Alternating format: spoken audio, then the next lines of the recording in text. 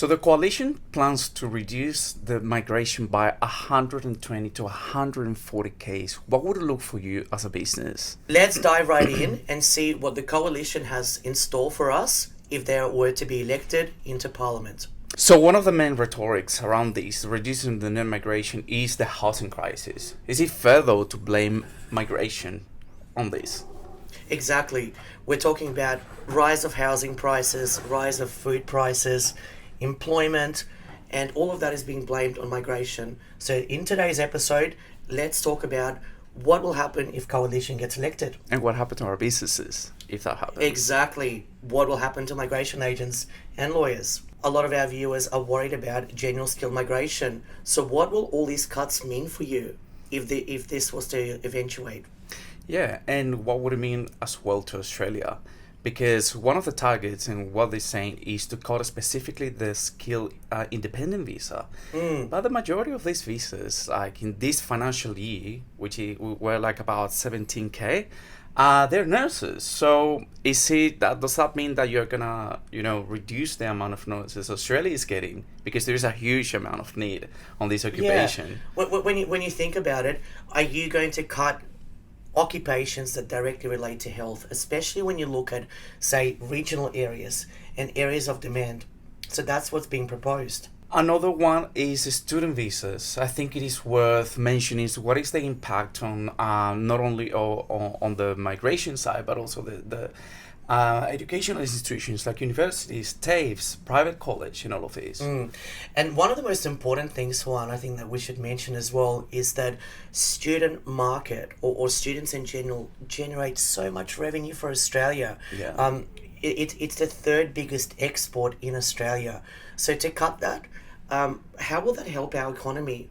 That's something that the coalition has actually been sort of in trouble for, because they're not releasing the clear policy in terms of how it will actually benefit to cut students.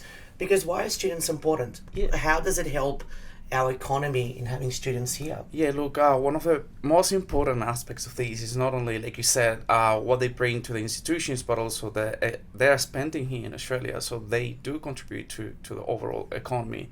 But also, the fees international students pay help to subsidize the domestic students. I think that's something really important. Exactly. That's something that's not being mentioned. Yeah. That international fees are about triple of the domestic fees. Yeah. So to cut that out, I think it's going to have a massive impact on education providers actually going to be able to deliver the courses at the current value. Yeah, as well as regional areas of Australia and institutions located in these regions are already struggling massively. Yeah. And we don't want to see a further decline on students getting to these areas and exacerbating the financial situation. Exactly. And what also happens with students, many of them do transition and enter into skilled workforce. So what sort of occupations are we looking at here? So important occupations that have a high intake of international and of this migration is like nursing, aged care industry, hospitality and childcare. Yeah, that's going to be impacted massively. So students contribute to about $48 billion to the Australian economy in expenditure. And that's insane when you think about these figures. 48 billion in contribution. Yeah, because think about that. Like students, they don't come here just to go to school, but also to go traveling, get to know Australia, and along this, there's going to be a lot of expenditure and contributing to the Australian economy. So there is a big impact. There will be an impact on the type of people that are going to want to migrate to Australia. So if you look at the fact that the numbers are going down, it'll be very difficult for us to attract that top talent. Yeah. And that's going to create further issues with the economy. Yeah, because a lot of the time when people compare how Australia can get so difficult to come to, they are going to look somewhere else, like Canada, the UK, the United States, and they're going to prefer to go to these places because it is more appealing. The pathways have been created more easily to navigate into access. So Australia's going to lose on this. Now, with all the student visa reductions, I'm sure that our listeners would love to know what they can do in order to ensure that there is talent that's still coming to Australia, and what steps can be put in place to ensure that we continue to receive net migration intake. Let's discuss some of those steps. So given that migration looks bleak under coalition, let's talk about what migration intake will likely to look like under the coalition government. Now, if we look at the net migration intake, the government did say that they were going to reduce the overall net migration intake by quite significant numbers. Now, with the current net migration intake of about 250,000, I'm sure our listeners would want to know, what will the migration intake look like under the coalition government? Now, the coalition government is planning to slash that by about 120,000, which means that you're going to have about half of the people coming into Australia.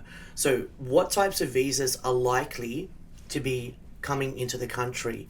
Now, I think when it comes to coming into the country, it'll be based more on the employer-sponsored visas, and also a lot of individuals who are returning back into Australia. So those individuals who hold permanent residency and are coming back into Australia. Yes, Ross, and there were even plans to get rid of the postgraduate visa, the 485. Like, I think this is crazy because this visa is actually very appealing for students and opens the pathway for all the skill visas, like the sponsor visa, when students need that year of work experience, which this 485 visa actually allows to have. Exactly. If you cut that, well, guess what? Like the skill migration is also going to be reduced. Yeah. So and it's quite a significant impact as well, because a lot of our listeners are on 485 visas, and a lot of migration agents and immigration lawyers do have clients that are on 485 visas, and they're trying to get them skilled visa. So I do think if you are a migration agent or an immigration lawyer, that will impact the type of work that you're going to do. It may not happen straight away, but you will feel an impact at some stage within the next 12 months. yeah, we can definitely not get rid of the 485 visa. That's like it's like the door for a skill migration Exactly. for those students that are here, for those people that are here already in Australia.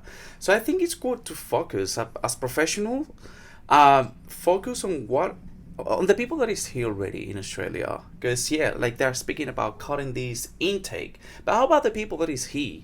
I think it's important for you as a professional to focus on making those strategies and these pathways for the students, for the people that is already on a 405 visa, and what happens next. Exactly. As a migration professional, you have to be selective about the type of strategies that you're going to offer to your clients. And as a client or a visa applicant, you have to know where that strategy is going to lead you. So if you're hearing that 485 visa might potentially be abolished, and that student visa intakes are going to be slashed, then putting yourself on a student visa or a 485 visa may not be the best strategy in the long run for you. I don't think though that they're gonna get rid of these, but imagine that, and even announcing this, like I think puts a lot of people under stress and a bit of fear as well. Yeah. Do you feel that it is a scare tactic? Perhaps it is, but to be honest, do you see it viable that they get rid of this visa?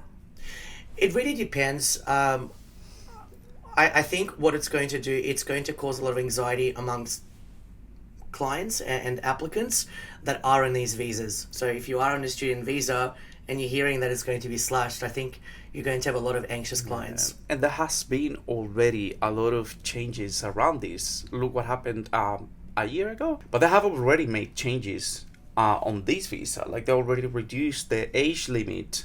So any further changes for this? Come on. Like that's not... Yeah, I do feel that it's very rushed, and I think a lot of applicants as well, and a lot of migration agents and immigration lawyers also feel that it's very, very rushed. And even when you read some of the reports about the immigration policy, there are several inconsistencies that are being pointed out. Cutting skilled graduate visa, keeping family places. So you're reducing the net migration intake, but you're not saying what you're going to be reducing. And I think that's where the majority of the nervousness comes from with this particular policy. So we as professionals need to be aware of the occupations and industries that are likely to get impacted the most with these changes. And I can think of the nurses, like the health sector, the aged care, the early childhood workers and educators. Yeah, and also the retail. So there'll definitely be sectors that are going to be impacted quite severely, and these employers are really going to feel the impact of the net migration intake being reduced. As a migration professional, what can you do to navigate through all of these changes? Now, we're going to give you a number of tips that are going to help you to ensure that your business and your clients continue on the immigration pathway. Now, the first tip that I want to give is focus on individuals who are already in Australia. If you're looking at net migration intake being cut, then the obvious solution would be to look at the talent that's already here, focusing on onshore clients as opposed to offshore clients. Plan ahead, understand what are these critical sectors, and map ways on how to advise clients that are already working or participating in these industries and present the strategies to them. Exactly. And also knowing where your clients are located. Skills that are required for, say, Western Australia may be different to the skills that are required in New South Wales. So you need to understand what skill set is required for different states and territories.